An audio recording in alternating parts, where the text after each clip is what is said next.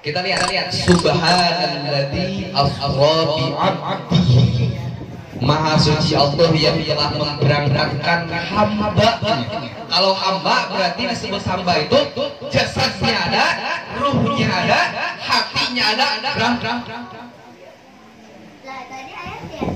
Ketika sampai Rasulullah SAW di Masjidil Aqsa, ketemu para nabi. Nabi Adam nanya, Bu, ke malaikat Jibril, ya Jibril ini siapa? Karena belum pernah ketemu. Pas ketika sampai ke gerbangnya, malaikat Jibril makin mundur. Ayo Jibril ikut. Gak mau katanya, gak sanggup. Karena ini bukan alamku. Karena alam itu ingat ada tiga. Ada alam manusia, ada alam malaikat, ada alam ketuhanan yang disebut Rabbul Ardhar Mustawa Al-A'la. Gak bisa masuk malaikat besar. Sehingga Nabi SAW masuk sendirian. Ketika gerbang mau dibuka. Karena gini, kita dengan Allah itu ada hijab 70.000 hijab, sehingga kita belum bisa melihat Allah Subhanahu wa Ta'ala karena ada hijab tersebut.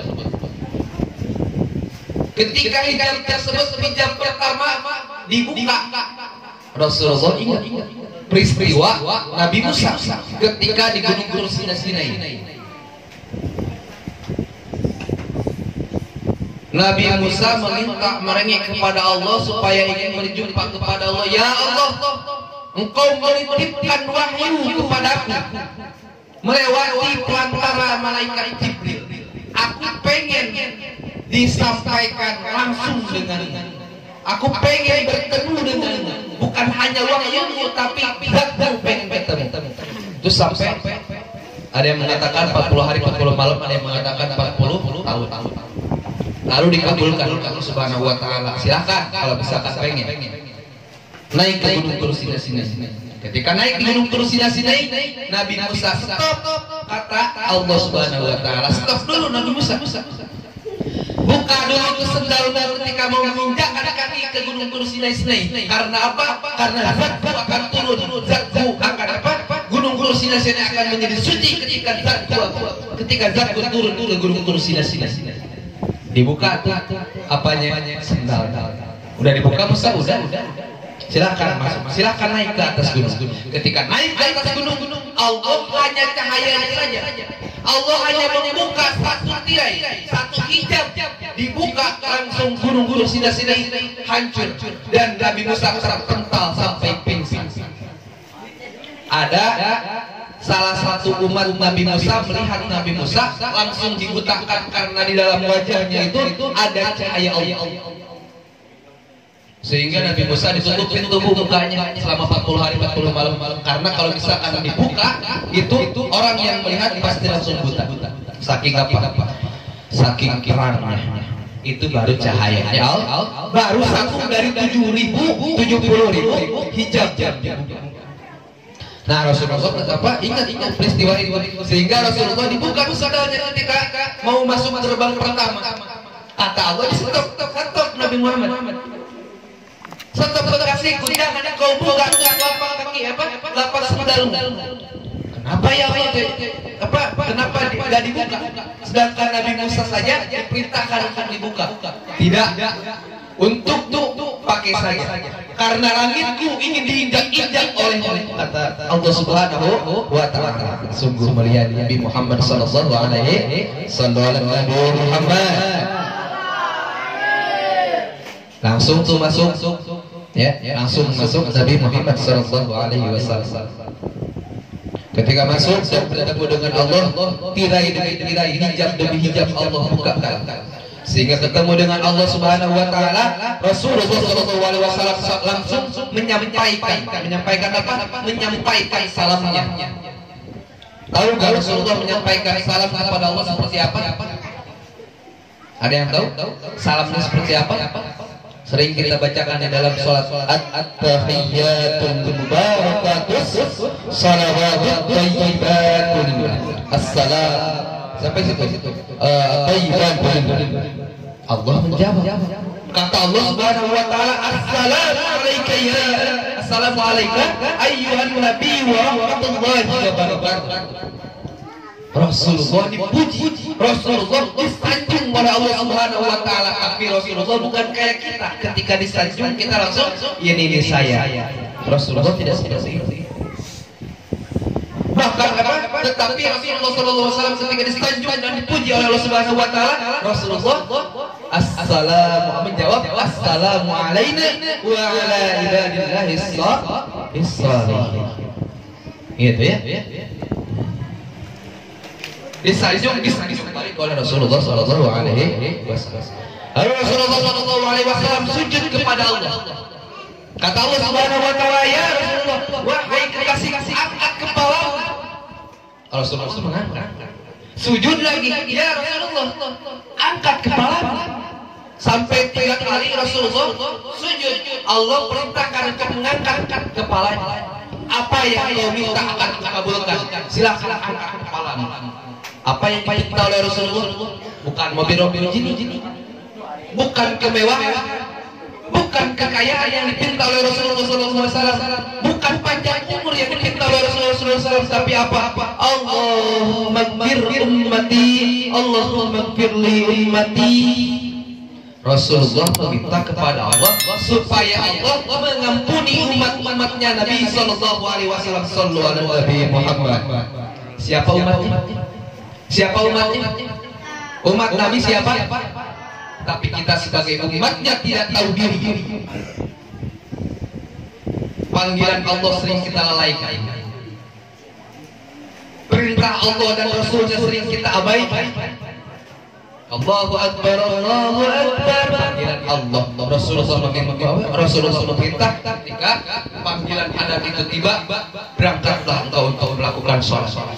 Allah memanggil, Allahu Akbar, Allahu Akbar. Sini ayo sholat, sini ayo ketemu denganku. Kata Allah Subhanahu wa taala. Tetapi tanggung lagi repot. Itu. Kita kalau misalkan dikasih hadiah, seneng nggak? Kakak kasih hadiah, seneng nggak? Kita dikasih hadiah sama presiden sepeda, seneng nggak? Seneng. Tetapi kenapa dalam keseharian kita menandakan bahwa kita seakan-akan tidak senang akan hadiah yang Allah berikan? Apa hadiahnya? Sholat 5 waktu. Kalau kita senang atas hadiahnya, maka kita harus senang pula ketika mendengar adzan. Ketika adzan sudah dikumandangkan, kita senang. Alhamdulillah ya Allah, hadiah darimu yang kau sampaikan, yang kau berikan kepada Nabi Muhammad dan sampai kepada umatnya sekarang sudah datang. Berarti kita dikasih hadiah selama sehari semalam sama Allah Subhanahu wa taala 5 kali. Ya? Harusnya senang gitu ya. Kesimpulan, kita dapat mengambil kesimpulan apa-apa yang menjadikan peristiwa Isra Mi'raj untuk menjadi pribadi yang mandiri. Bukan doa, dengerin.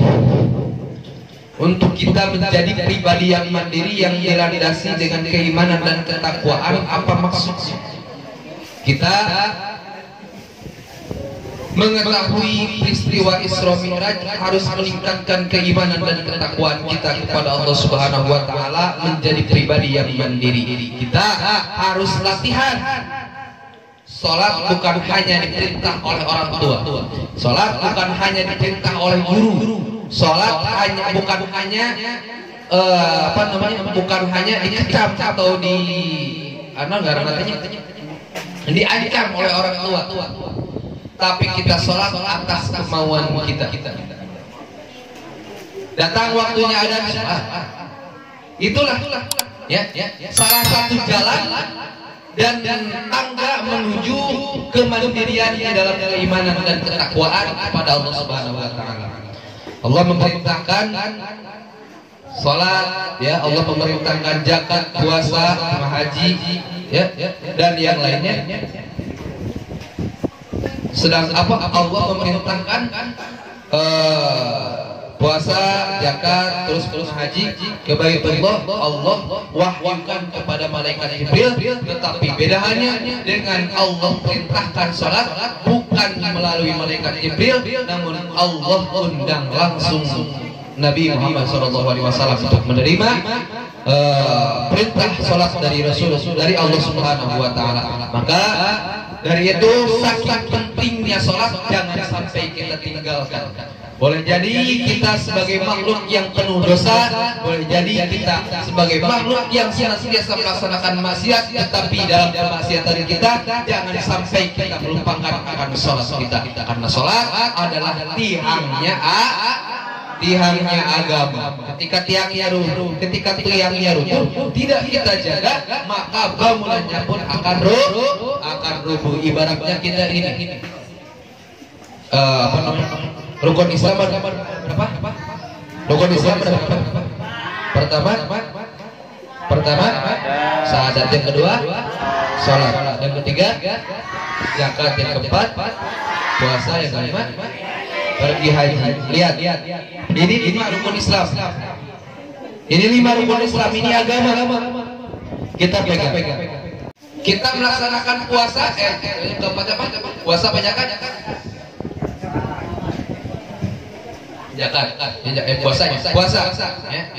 Puasa kita misalkan nggak bisa melaksanakan puasa Ramadan karena kita sakit, lepas, agama masih kokoh. Yang ketiga misalkan apa? Zakat, kita belum bisa melaksanakan zakat, belum bisa menunaikan zakat. Justru kita yang kita sebagai orang yang diberikan zakatnya, karena kemiskinannya belum bisa melaksanakan zakat. Yang kedua apa?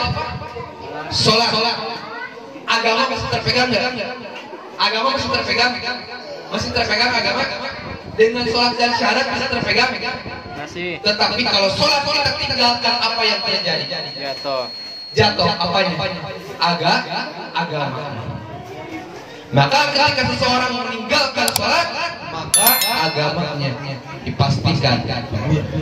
Apalagi dalam sholat Jumat, awas, hati-hati. Dalam satu keterangan, ketika kita tidak melaksanakan sholat Jumat selama 3 kali berturut-turut, 3 kali berturut-turut, maka dihitamkan mata hati. Dihitamkan mata hatinya. Apa dihitamkan mata hati? Digelapkan mata hati itu. Kita bisa melihat masjid, kita bisa mendengar azan, namun hati kita tidak terdorong untuk melaksanakan sholat itu. Jangan sampai kita terdorong terhadap orang-orang yang seperti itu. Mungkin hanya itu yang dapat kita sampaikan. Kurang lebihnya mohon maaf bila ada kekurangannya, kesalahannya datang dari kakak, kelebihannya datang dari Allah Subhanahu wa taala, dan kebenarannya hanya datang dari Allah Subhanahu wa taala. Dan semoga kita dapat melaksanakan apa-apa yang diperintahkan oleh Allah Subhanahu wa taala dan menjauhi larangan-larangan Allah Subhanahu wa taala. Amin ya Allah ya Rabbal alam. Untur biqala wa tanzur makila. Lihatlah apa yang dibicarakan, bukan lihat, jangan melihat siapa yang bicara. Semoga kita bisa melaksanakan semuanya. Akhirul kalam, wabillahi taufiq wal hidayah. Assalamualaikum warahmatullahi wabarakatuh.